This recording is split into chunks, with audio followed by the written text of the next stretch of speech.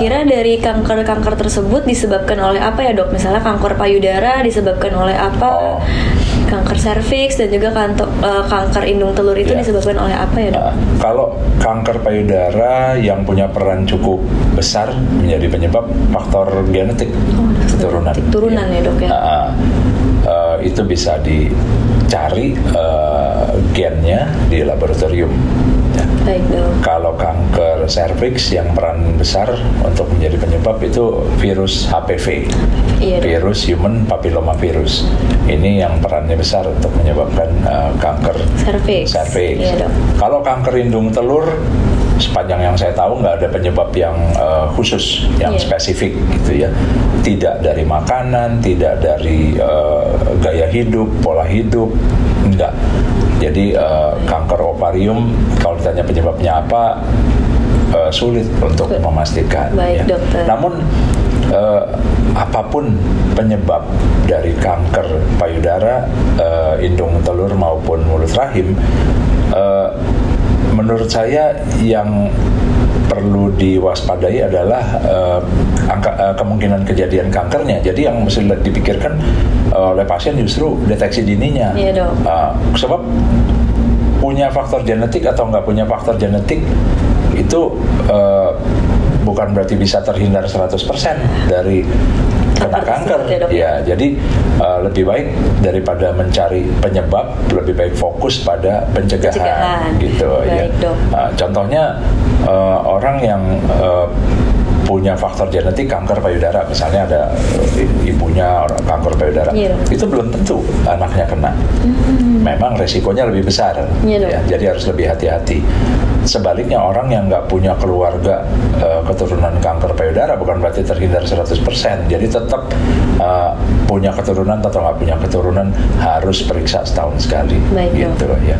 Kalau kanker serviks karena peran penyebab utama virus HPV, ya vaksinasi salah satu pencegahan untuk kena virus HPV. Namun saya wajib menekankan di sini bahwa vaksin yang diberikan terhadap virus HPV itu bukan pencegah kankernya.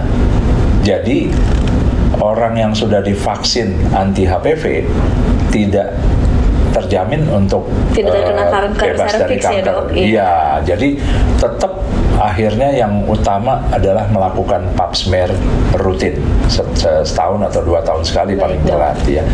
Nah, jangan sampai salah kaprah merasa sudah divaksin lalu nggak mau pap smear, iya karena kan sudah vaksin katanya harusnya nggak kena kanker, itu salah. Kenapa? Karena ada faktor lain di luar yang tadi saya sebutkan yang menjadi penyebab terjadinya kanker pada tubuh manusia. Baik, dok. Termasuk pada perempuan, yaitu faktor usia yang menyebabkan degenerasi dari sel. Nah, jadi orang yang nggak punya keturunan kanker payudara, kalau selnya mengalami degenerasi bisa aja berubah menjadi ada kanker. Orang yang nggak punya virus HPV, tapi karena faktor usia selnya degenerasi bisa muncul kanker serviks atau mulut rahim ya. Nah, begitu juga dengan kanker ovarium. Banyak orang yang salah kaprah berpikir semakin tambah umur semakin kecil resiko kanker. Itu terbalik. Justru tambah umur berarti tambah besar resiko terkena kanker karena terjadinya degenerasi sel akibat dari faktor usia. Jadi kembali lagi kalau kita lihat faktor degenerasi ini, maka yang harus dilakukan adalah deteksi dini, dan deteksi dini hanya bisa didapat dengan pemeriksaan rutin, ya 1 tahun sekali, terutama untuk kanker payudara, gitu ya. Ini banyak pertanyaan ya dok dari sahabat Hermina. Bener nggak sih dok kalau misalnya menyusui itu menurunkan risiko dari kanker payudara, dokter? Penelitian statistiknya menunjukkan hal seperti itu. Baik, dok. Jadi memang dibandingkan pada orang yang tidak menyusui, kejadian kanker payudara pada orang yang menyusui lebih rendah. Baik, dok. Namun ya itu tadi, yang menyusui pun bukan terbebas 100%. Tetap ada yang kena kanker juga. Jadi kewaspadaan tetap harus tinggi.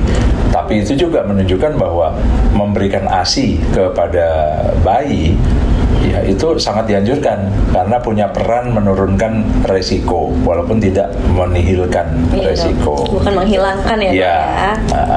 Iya. Baik dokter. Iya. Baik, berarti tadi dari kanker-kanker yang terjadi pada wanita bisa terjadi 3 ya dok ya. Ada kanker payudara, kanker ovarium atau indung telur, dan juga kanker mulut rahim atau kanker serviks ya dok. Dan ketiganya ini sebenarnya bisa kita cegah kok ya dok ya, dengan deteksi dini teman-teman. Jadi deteksi dininya itu 1 tahun sekali ya dok, baik di USG atau tadi di pap smear untuk yang kanker serviks ya dokter ya.